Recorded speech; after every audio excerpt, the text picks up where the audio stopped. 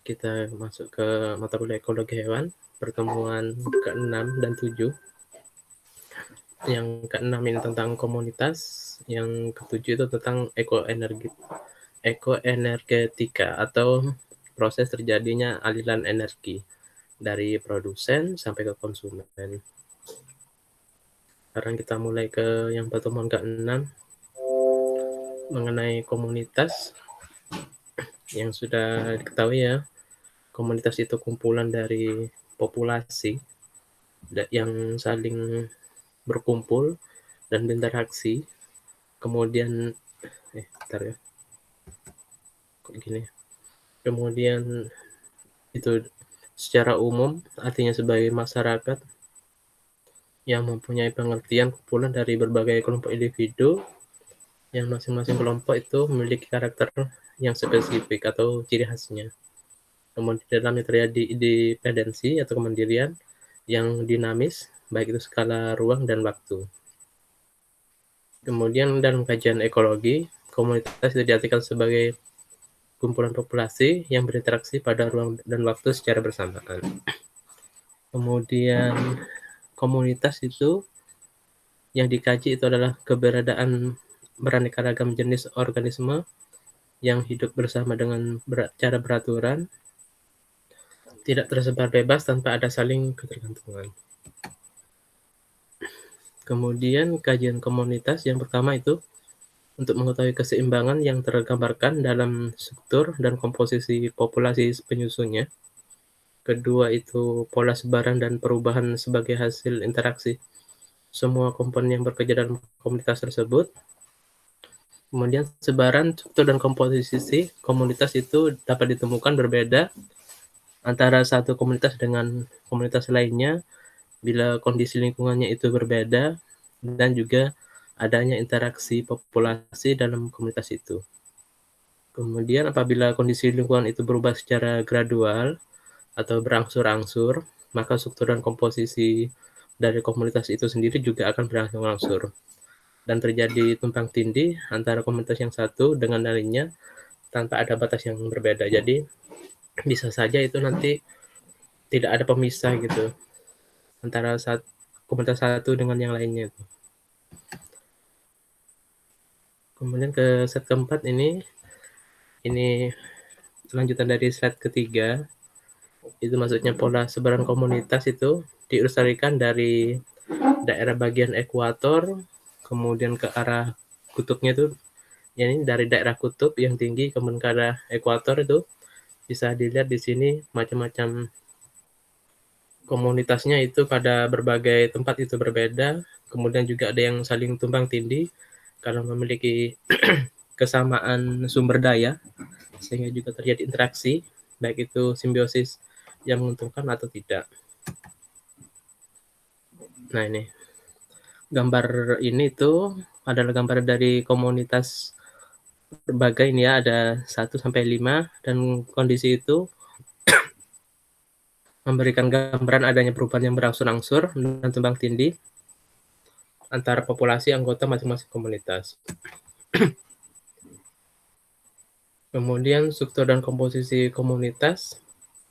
Cara sederhana untuk menentukan karakter komunitas itu dengan menghitung cacah individu atau sampelnya dan jumlah spesies, total spesies yang terdapat di lokasi pengamatan dan dikompresasikannya dengan komunitas yang lain.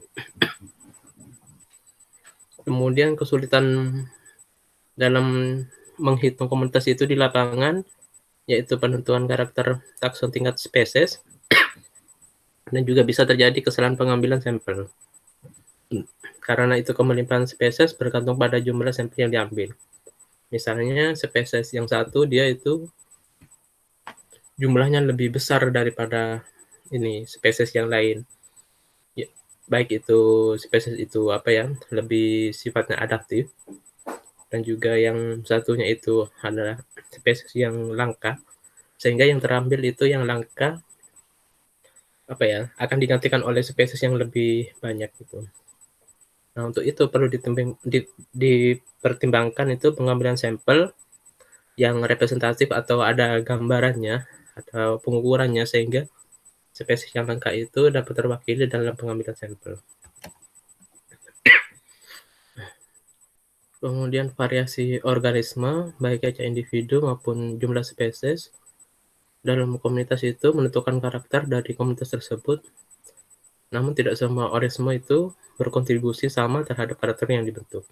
Jadi variasi organisme itu dalam suatu komunitas itu dia bisa memiliki niche atau peran yang sama baik itu sebagai herbivore atau karnivor. Kemudian pengaruh organisme dalam pembentukan karakter komunitas itu ditentukan oleh cacah individu dan jumlah jenis yang secara matematis itu ditunjukkan oleh indeks dominansi nisbi. Nilai atau nisbi itu mempunyai pengertian pengendali atau pengusahaan spesies terhadap suatu komunitas yang didasarkan pada cacah individu spesies tersebut, bukan dari hubungan kekerabatan secara taksonomi. Kemudian dengan demikian, spesies tersebut mempunyai sistematika dalam taksonomi yang jauh berbeda. Namun, komunitas itu mempunyai sinergitas dalam hubungan fungsi dalam aliran energi atau siklus materi. Jadi itu antar spesies itu taksonominya yang berbeda sehingga menjadi suatu pembeda. Dan komunitas itu juga ada yang fungsinya sebagai ini aliran energi, maksudnya dari produsen, konsumen satu sampai puncak itu ada bagiannya gitu. Jadi terjadi aliran energi atau perpindahan energi yang produsen itu lebih banyak, kemudian akan lebih sedikit mengerucut sampai ke konsumen puncak. Nah, ini rumus untuk menentukan indeks suatu spesies dalam komunitas itu formulasinya ini ada indeks dominansi, kemudian ada indeks kesamaan antara dua sampel. Nah, ini keanekaragaman diversitas spesies merupakan karakter yang penting dan banyak dibicarakan secara mendalam, baik dari segi konsep maupun teknis aplikasinya di lapangan. Keanekaragaman itu tidak hanya mempertimbangkan jumlah spesies penyusun komunitas, namun juga sampelnya itu dihitung. Dengan demikian itu karena keanekaragaman suatu spesies itu adalah jumlah total spesies dan sampelnya. Kemudian hubungan antara kepentingan spesies, jumlah spesies, dan cacah individu biomasa itu secara umum menunjukkan korelasi yang negatif, artinya komunitas itu akan mengandung sedikit spesies dengan jumlah individu yang lebih banyak, sehingga spesiesnya lebih sedikit. Tetapi bila komunitasnya itu yang banyak spesies, maka masing spesies itu sampelnya akan kecil.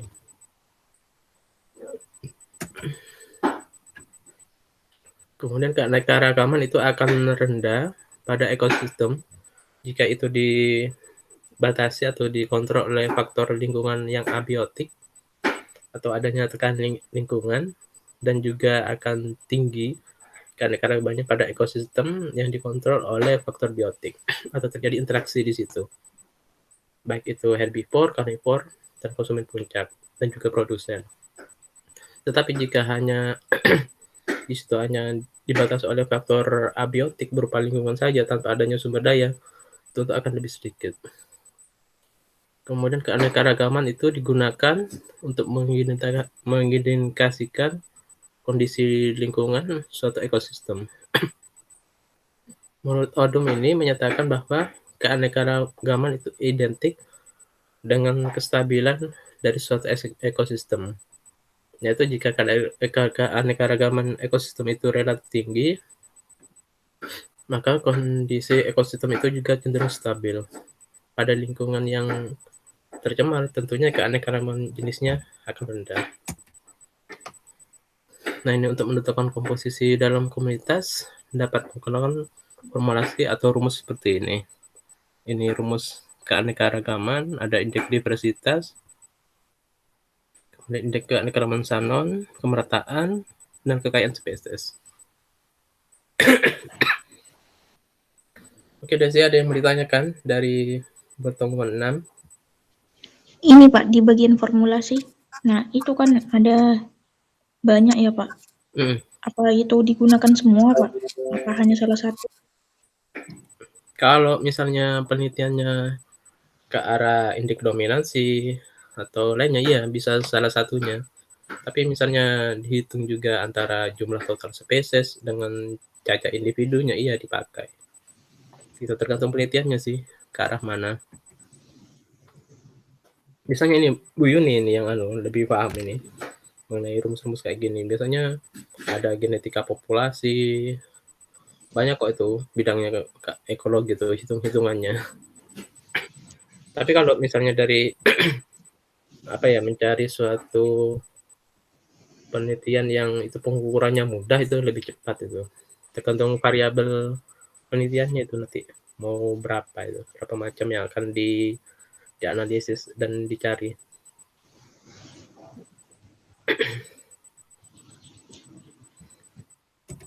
Ada lagi Desi?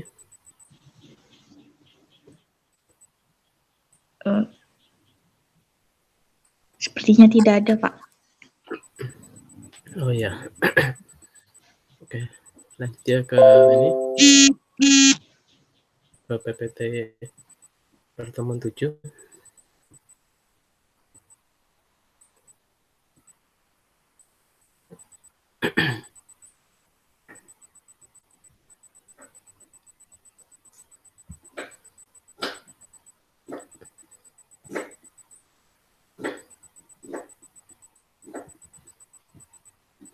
Sebentar ya, saya minum dulu, istirahat sebentar aja. Nanti Iya saya... Pak. Ya.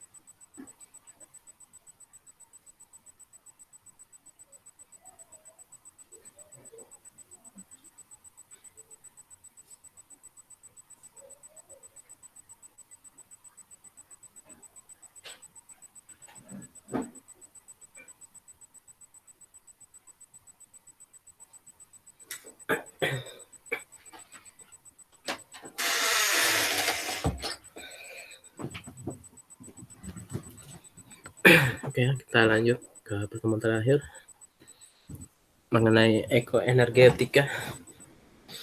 Ini artinya itu aliran energi dari produsen. Siapa ya masuk?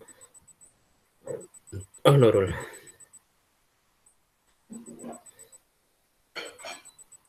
Ada lagi yang mau masukin mungkin kalian?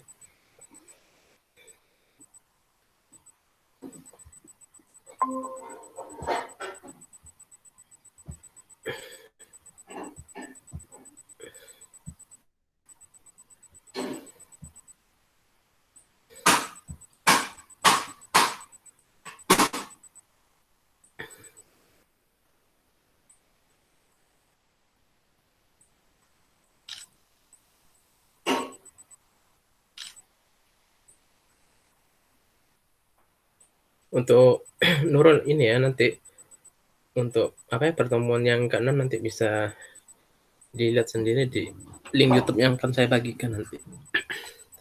Sekarang ke pertemuan ke-7 ya. Maaf saya tidak bisa mengulang karena kondisi juga agak kurang enak. Sekarang ke pertemuan ke-7. Ekoenergetika. Pengertiannya ini adalah bahasan dalam atau ekologi,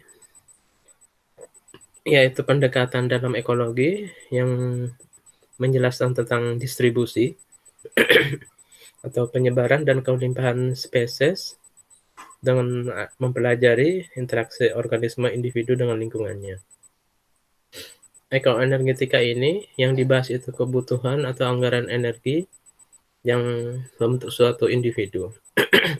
Bagi suatu individu, sejumlah energi itu dialokasikan atau digunakan baik untuk tumbuh, merawat tubuh, dan reproduksi. Energi ini didefinisikan sebagai kemampuan untuk melakukan kerja. Masalah-masalah yang berkaitan dengan energi itu dijelaskan melalui hukum termodinamika. Nah, ini mesti muncul hukum termodinamika itu di pelajaran fisika ataupun di mata kuliah lainnya mengenai energi.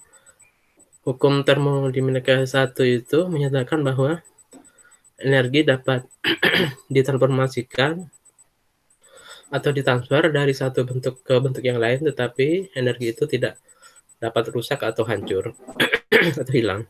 Misalnya cahaya adalah cahaya, ini maksudnya cahaya matahari ya, misalnya salah satu bentuk energi.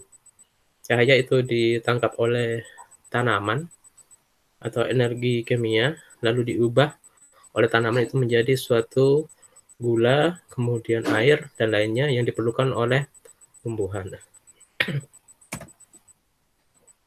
Kemudian hukum termodinamika 2 itu menyatakan tidak ada proses transformasi energi yang berlangsung secara spontan. Artinya itu sejumlah energi yang ditransfer dari satu bentuk ke bentuk yang lain atau dari satu makhluk hidup ke makhluk hidup yang lainnya itu secara total atau banyak. Sehingga dengan kata lain itu transformasi tidak pernah efisien 100% atau terlepas, baik itu terlepas ke lingkungan ataupun energi yang dimakan oleh makhluk hidup itu akan dikeluarkan kembali, baik itu bentuk panas ataupun sisa kotoran, dan selebihnya itu digunakan untuk metabolisme tubuhnya.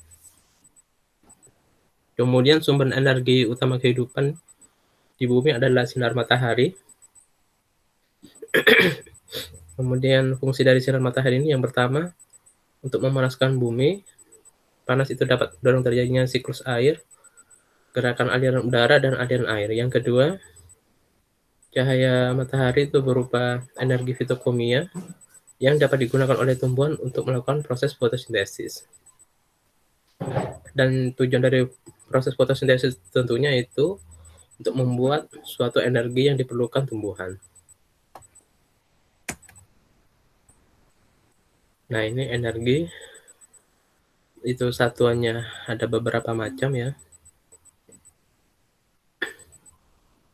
Kemudian peristiwa transformasi energi itu merupakan perpindahan suatu unit energi dari satu titik ke titik yang lain, membutuhkan suatu sumber energi dan penerima energi.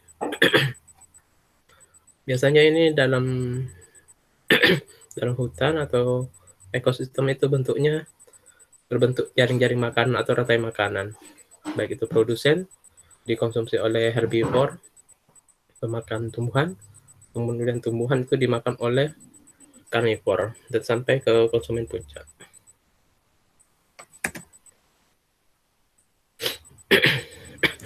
Kemudian aliran energi dalam ekosistem. Energi di dalam ekosistem itu mengalir secara berkelanjutan dan berkurang secara cepat.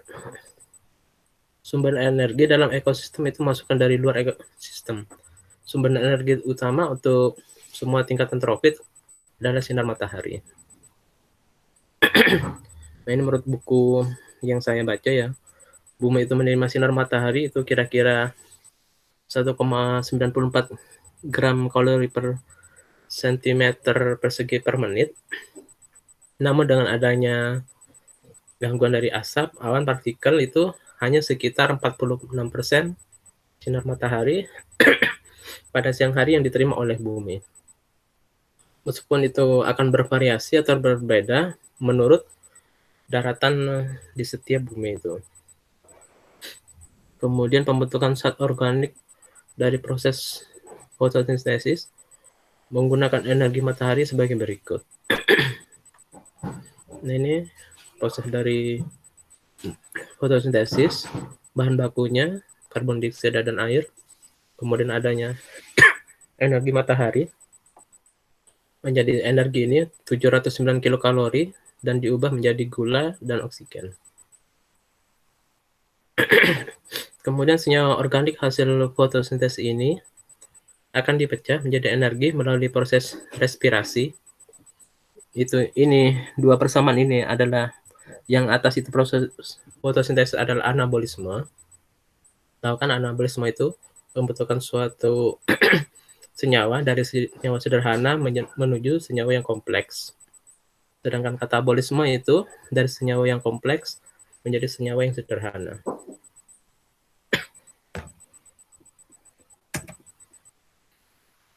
Kemudian energi bersih pada tingkat produsen merupakan sejumlah energi yang digunakan oleh hewan dan selanjutnya dapat berpindah ke trofik melalui predasi atau jaring-jaring makanan. Nah, ketika predator itu memangsa mangsa secara utuh, misalnya ikan memangsa plankton, dalam hal ini tidak ada sisa energi yang terbuang. Kemudian pada predator lainnya, misalnya serigala atau singa atau lainnya, dia memangsa hewan pemangsa, baik itu kambing, rusa, dan lainnya itu, tidak semua energi itu akan digunakan. Jadi hanya sebagian saja. Dan lainnya itu terlepas ke lingkungan. Dalam hal demikian itu, yang terlepas ke lingkungan bisa jadi dimakan oleh saprofit itu, misalnya hewan yang ada dalam tanah itu, ataupun terlepas ke lingkungan.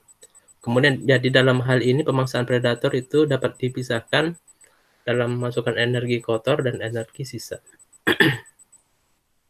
Jumlah makanan yang diambil tingkat heterotrof itu ada yang dicerna, kemudian ada yang dicerna secara sederhana dan tidak dicerna. Jika dicerna dan diserap, tidak seluruhnya itu diproses dalam jaringan, tapi ada juga yang dikeluarkan sebagai feces, urin, dan ekskreta lainnya. Makanya contohnya manusia ya, jika dia makannya banyak, itu tidak semua energi yang tertampung itu tidak seluruhnya itu akan digunakan untuk proses metabolisme, baik itu tumbuh kembang. Tetapi pada setiap makhluk hidup itu ada berapa persen perbedaannya itu yang akan digunakan untuk metabolisme. Dan menurut info di Google dulu saya itu ya, mungkin manusia itu sekitar 10% yang digunakan, lainnya itu akan dibuang. Baik itu bentuk kotoran ataupun terlepas sebagai panas energi ke lingkungan. Oke, energi yang terbuang melalui feses, urin, dan kotoran lainnya itu disebut energi ekskreta.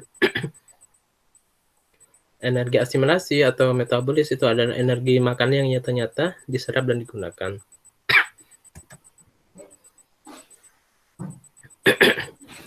Bagian terbesar energi yang diserap itu digunakan untuk metabolisme dasar, pengaturan suhu, cara makanan, dan aktivitas lainnya. Proses ini berlangsung secara alami dan juga terlepas pula secara alami dari tubuh pada organisme homoterm atau hewan berdarah panas, yaitu pada mamalia, untuk mempertahankan suhu tubuhnya. Sedangkan hewan poikiloterm itu hewan yang berdarah dingin. Energi juga digunakan untuk memproduksi telur, sperma, perilaku kawin, dan aktivitas reproduksi lainnya. Total energi yang digunakan untuk kerja dan menghasilkan panas itu disebut energi respirasi.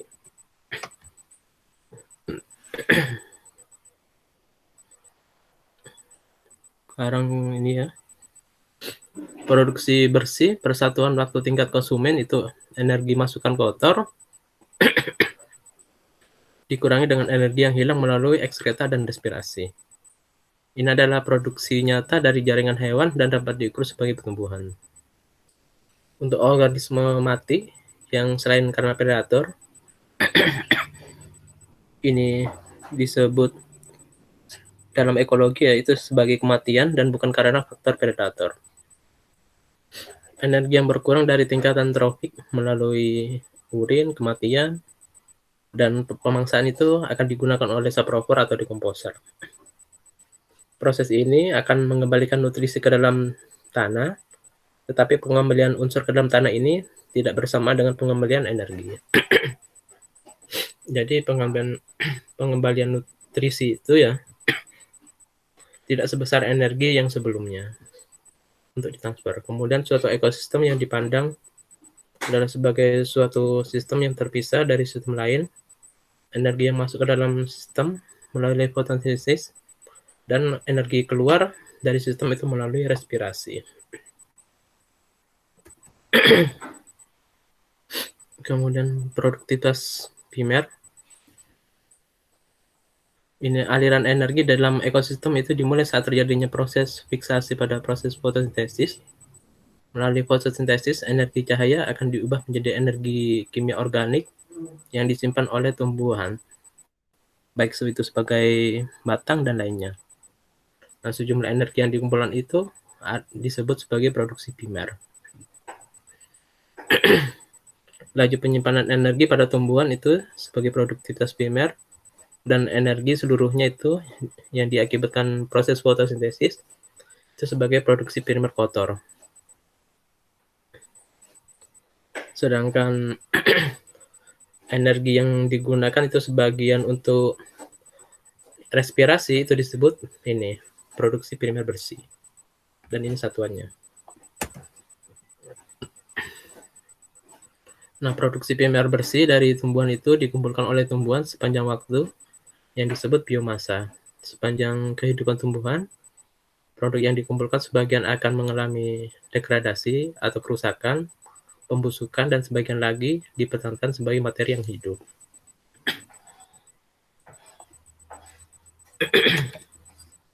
Oke, ini pengukuran produktivitas primer. Ada berbagai metode. Yang pertama metode pemanenan.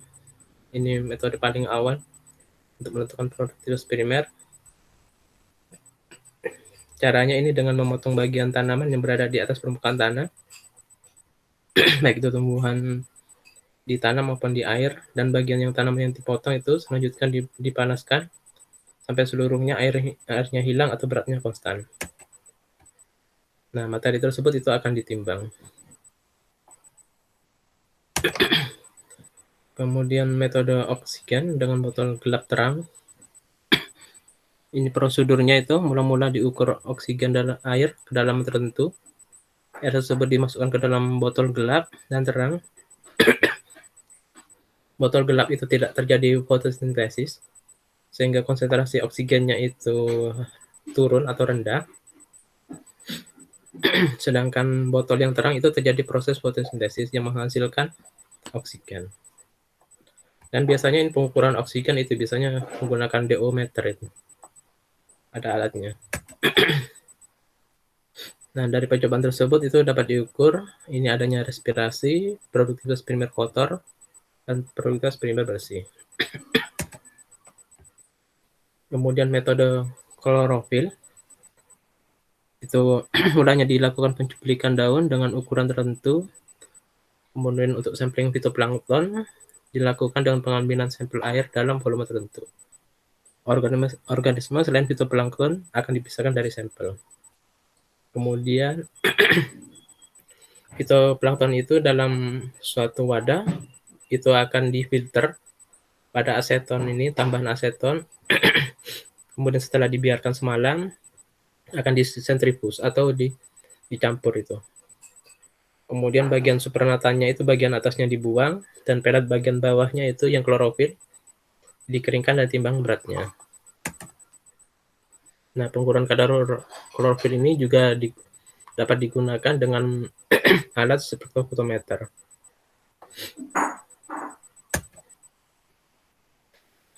Kemudian produktivitas sekunder.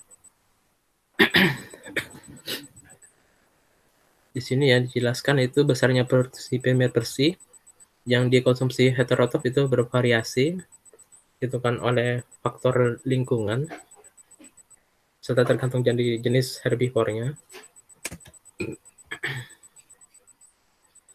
Nah, energi yang dikonsumsi oleh heterotrof itu akan diubah untuk metabolisme tubuhnya. Kemudian energi sisa setelah dipakai untuk perawatan dan respirasi itu digunakan untuk ini jaringan baru dan bentuk keturunan. Nah, energi besi ini disebut sebagai produksi sekunder atau produksi konsumen. Produksi sekunder itu akan besar bila laju kelahiran populasi dan laju pertumbuhan individunya tinggi. Nah, ini skema produksi sekunder dirangkum dalam gambar ini. Nah, ini contohnya yang jika ada makanan yang tersedia herbivore, itu digunakan oleh konsumen yang lainnya, dan setiap transfer energi itu, jumlah energi akan terlepas ke lingkungan dan tidak tersedia bagi tingkatan konsumen berikutnya. Jadi itu akan dilepas ke lingkungan sebagai panas, atau dimakan oleh sapropor.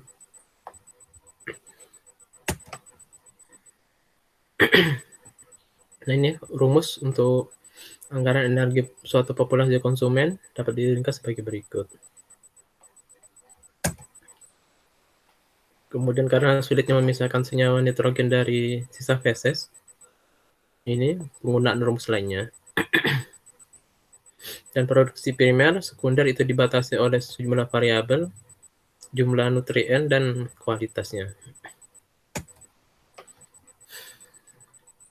Ini besarnya produktivitas sekunder dapat dilihat dari besarnya 3 perbandingan. Yaitu perbandingan asimilasi terhadap konsumsi. Nilai ini merupakan nilai pengukuran efisiensi energi konsumen saat mengekstra energi dari makan yang dikonsumsi. Yang B, perbandingan produksi terhadap asimilasi merupakan nilai ukuran efisiensi dari konsumen dalam menggabungkan energi yang diasimilasikan ke dalam jaringan tubuhnya atau produksi sekunder. Jadi yang A ini adalah produksi primer. Jadi asimilasi itu maksudnya digunakan untuk metabolisme, dan sisanya ini yang tidak digunakan metabolisme ini disebut produksi sekunder untuk membentuk jaringan tubuhnya. Perbandingan produksi terhadap konsumsi merupakan seberapa besar energi yang dikonsumsi oleh hewan yang tersedia bagi kelompok konsumen selanjutnya. Kemampuan populasi konsumen untuk mengubah makanan yang ditelan itu bervariasi tergantung dari tipe konsumennya. Misalnya Homotherum itu dia itu dapat menggunakan energi secara efisien 98% yang digunakan untuk metabolismenya dan hanya 2% yang digunakan sebagai produksi sekunder atau pertumbuhannya. Sedangkan hewan Poikilotherum atau berdarah dingin itu kira-kira mengubah 44% energi yang diasimilasikan sebagai produksi sekunder. Nah, ini adalah perbedaan utama antara Homotherum dan Poikilotherum dalam penggunaan efisiensi untuk menggunakan energi dalam proses metabolismenya. Bila Poikilotherum itu efisiensinya sekitar 42%, sebaliknya Homotherum itu efisiensinya sekitar 70%. Jadi Poikilotherum itu mengkonsumsi lebih banyak kalori daripada Homotherum untuk perawatan, tumbuh, dan reproduksi. Jadi kenapa hewan Poikilotherum itu bisa lebih besar ya ini karena konsumsinya itu juga banyak. Misalnya ada berbagai jenis buaya yang hidup di berbagai tempat. Kemudian ke rantai makanan. Rantai makanan ini adalah gambaran deskriptif. Artinya itu makanan ini tersusun dari beberapa seri panah yang menghubungkan satu spesies ke spesies lainnya yang menunjukkan suatu urutan proses dimakan. Misalnya padi, produsen, dikonsumsi konsumen pertama oleh burung empit, dan sampai konsumen puncak. Kemudian tidak ada organisme yang hidup sendiri. Tumbuhan itu dimakan berbagai invertebrata dan hewan lainnya akan dikonsumsi oleh predator. Nah, rantai makanan ini menjadi saling berhubungan yang membentuk suatu jaring-jaring makanan. Karena itu, dari produsen yang dikonsumsi oleh herbivore. Nah, satu herbivore itu akan dikonsumsi oleh konsumen kedua lainnya oleh berbagai jenis predator. Jadi, sumber dayanya itu memiliki kesamaan yang akan dikonsumsi oleh predator. Kemudian ini komponen rantai makanan, ada herbivore, dia itu pemakan tumbuhan. Kemudian ini peranannya itu penting untuk kelestarian konsumen di atasnya. Siapa itu?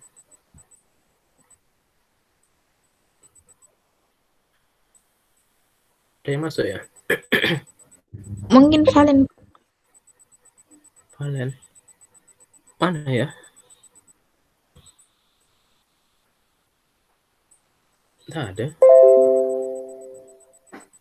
Tadi kayaknya masuk, tapi keluar lagi.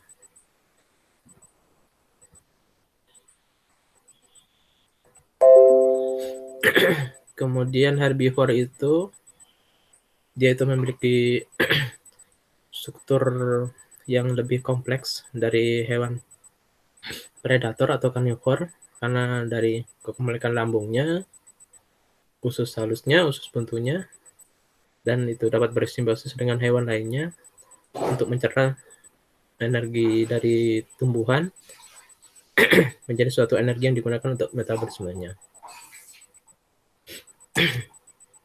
Kemudian karnivor ini adalah pemakan dari herbivore. Kemudian omnivor ini adalah pemakan dari tumbuhan dan hewan.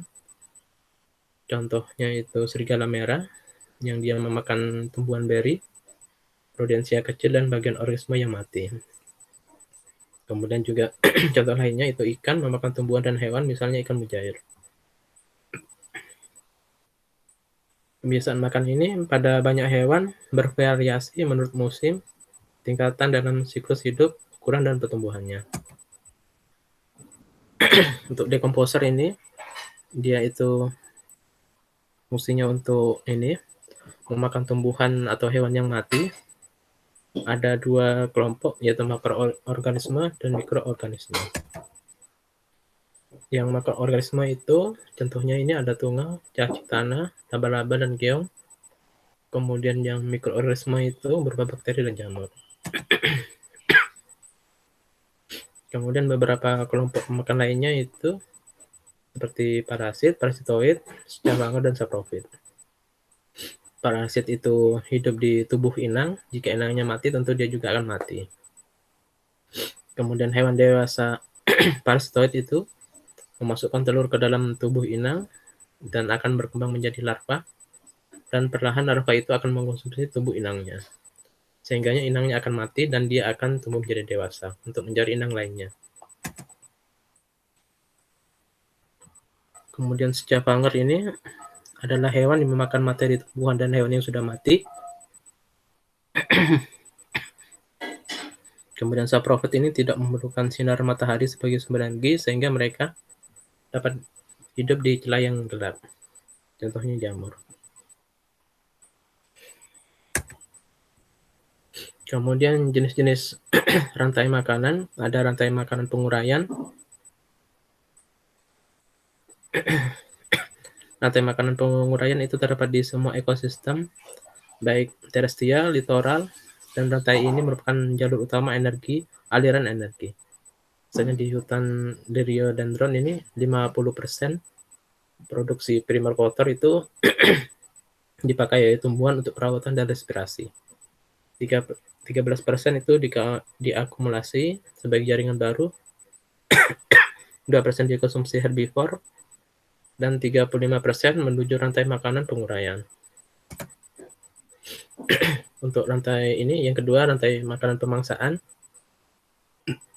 Misalnya ini sapi makan rumput, dan hewan lainnya ini bukan hewan pemangsaan, atau hewan ini akan dimangsa oleh konsumen berikutnya. Kemudian ada rantai makanan suplemen, yakni dari kelompok parasit dan cabanger. Dan rantai makanan parasitik kompleks karena siklus parasit kompleks berpindah dari satu inang ke inang lainnya melalui predator dalam rantai makanan. Nah, ini model aliran energi ya. Di sini dapat dilihat itu ya. Energi terbesar itu pada bagian produser. Kemudian ada yang digunakan untuk produksi primer bersihnya, untuk metabolisme tumbuhan, kemudian hilang sebagai respirasi, kemudian dimakan oleh tikus atau konsumen lainnya, dan digunakan tikus itu baik untuk respirasi, tidak digunakan, hilang ke lingkungan sebagai panas, atau dikonsumsi konsumen lainnya, atau digunakan oleh tikus ini untuk produksi sekunder untuk produksi tikus.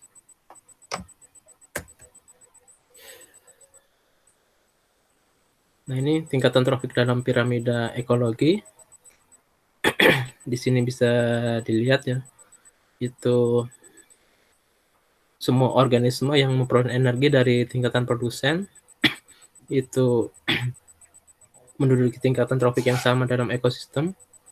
Dan tingkatan trofik pertama ditempati oleh produsen, kedua itu herbivore, dan tingkatan yang lebih tinggi adalah karnivor. Jadi energi dari produsen sampai ke konsumen puncak itu akan mengerucut atau penggunaannya menjadi lebih sedikit. Kenapa seperti itu? Karena akumulasi penggunaan energi itu tidak seluruhnya akan digunakan oleh konsumen berikutnya. Kemudian piramida biomasa ditunjukkan oleh berat atau pengukuran material hidup organisme atau jumlah energi yang ada di suatu waktu.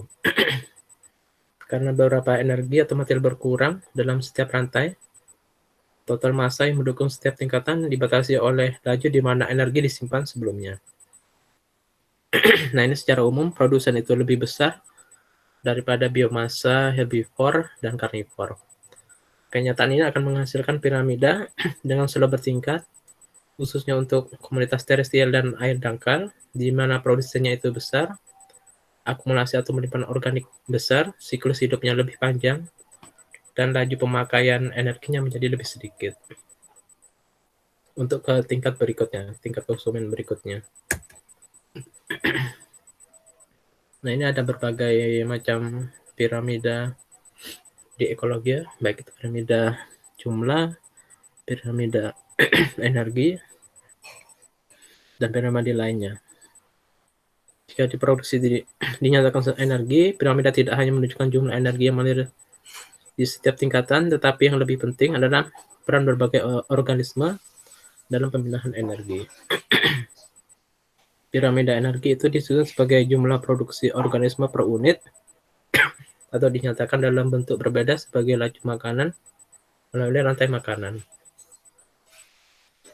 Dan piramida lainnya itu adalah piramida jumlah, yang menunjukkan perbedaan besar dalam jumlah organisme setiap tingkatan rantai makanan.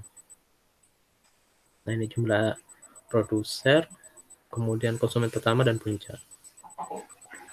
Hewan yang terletak di dasar rantai makanan itu jumlahnya tentunya akan lebih berlimpah. Sedangkan jumlah karnivor itu menurun sampai tingkatan rantai tertinggi.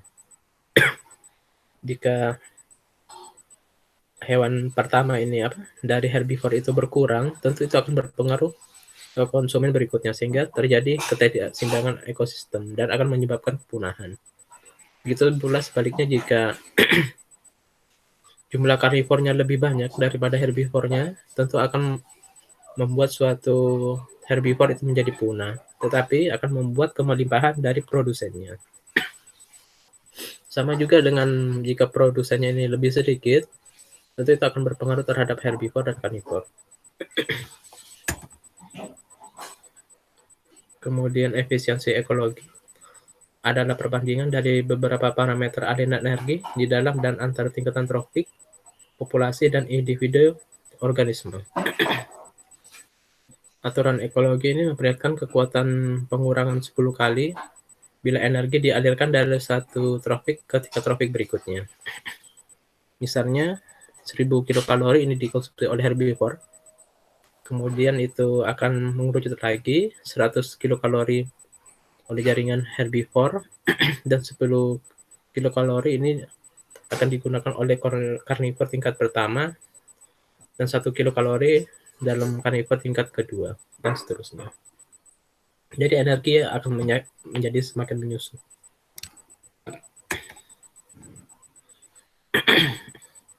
Jaring-jaring makanan, hubungan antara tingkatan trofik di alam membentuk hubungan antar rantai makanan. Beberapa rantai makanan berhubungan membentuk jaring-jaring makanan yang kompleks dengan rantai yang dimulai dari produsen ke konsumen primer, sekunder, dan puncak. Ahli ekologi menjadikan spesies di jaring makanan itu pada tingkatan yang sama, berdasarkan makan yang sama, dan mengklasifikasinya dalam basal, artinya dia ada di dasar hewannya, baik itu herbivore, kemudian intermediate, dan spesies puncak. Spesies basal itu atau dasar meliputi produser primer, tumbuhan, dan detritus, berada di dasar jaring makanan, dan tidak memakan spesies lainnya. Ini bisa dilihat, spesies puncak itu meliputi ujung jaring makanan, dan tidak ada yang bisa memakannya. Sedangkan spesies intermediate atau pertengahan adalah spesies yang tidak termasuk dasar dan puncak, dan memakan lebih dari satu tropik. Anggaran energi komunitas, aliran energi meliputi masukan dan keluaran, efisiensi dan produksi suatu ekosistem dapat diperkirakan melalui pengukuran jumlah energi yang masuk ke komunitas melalui beberapa tingkatan tropik dan jumlah yang meninggalkannya. Informasi dari anggaran energi ini memberikan produksi ekosistem yang bersih yang dapat dirumuskan seperti ini. Produksi ekosistem bersih itu sama dengan produksi primer bersih, dikurangi respirasi tumbuhan dan respirasi hewan, serta respirasi dekomposer.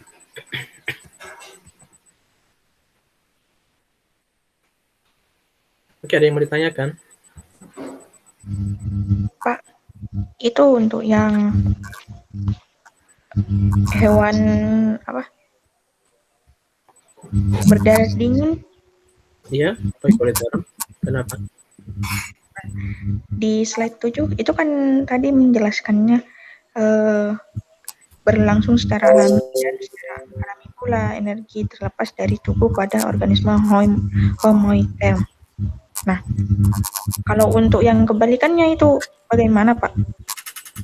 Maksudnya kalau untuk yang poikiloterm itu bagaimana, Pak?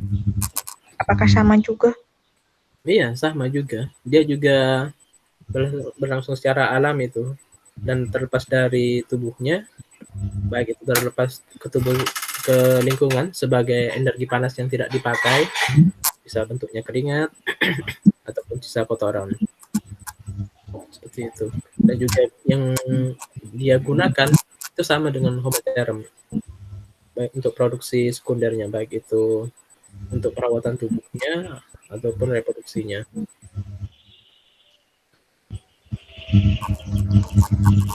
Terus ada lagi? Terus yang itu, Pak, ini terakhir dah, Pak. Di bagian metode. Ya. Pengukuran produktivitas primer ya. Kenapa? Nah, itu kan tadi dipotong dan dipanaskan. Nah, itu dipotongnya biasanya ada ukurannya tersendiri atau hanya langsung potong saja tanpa ada pengukuran, dan itu tadi dipanaskan. Nah, biasanya itu dipanaskan memakai apa, Pak? Apa maksudnya ini dipanaskan dibiarkan? Kalau ini ya, ya menurut saya itu mungkin pada bagian akal akar apa, bagian pangkal dari batangnya itu yang ada di bawah sampai ke atas, kemudian dipanaskan itu, bisa jadi dia itu dibakar sebentar atau di oven, kan ada itu dimasukkan ke dalam oven tentu airnya akan hilang gitu. Kalau dibiarkan dijemur kan tentu akan lebih lama itu daripada menggunakan oven. Seperti itu. Jadi Berarti itu untungnya dari akar iya iya dari misalnya dari bagian atas akar, dari ya dasar batang sampai ujung batang itu dipotong, kemudian itu dipanaskan misalnya dengan oven sampai itu seluruh airnya akan hilang. Seperti itu.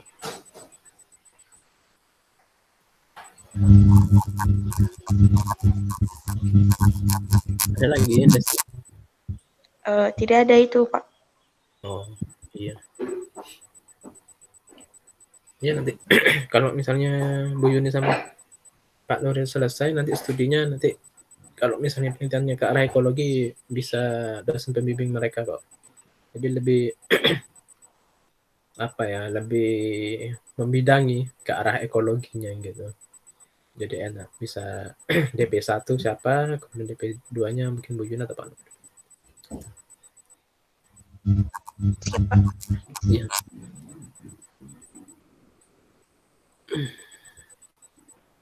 Oke, bila tidak ada yang ditanyakan, terima kasih atas kehadirannya. Semoga sehat selalu dan lancar besok puasanya. Dan kita berjumpa di minggu depan di pertemuan luring. Oke, saya akhiri. Kenapa? Ya baik Pak. Oh, iya. Oke, saya akhiri pertemuan terakhir ini di hari ini, pertemuan 6 dan ke-7 sekaligus 2 pertemuan. Terima kasih. Assalamualaikum warahmatullahi wabarakatuh. Waalaikumsalam warahmatullahi wabarakatuh.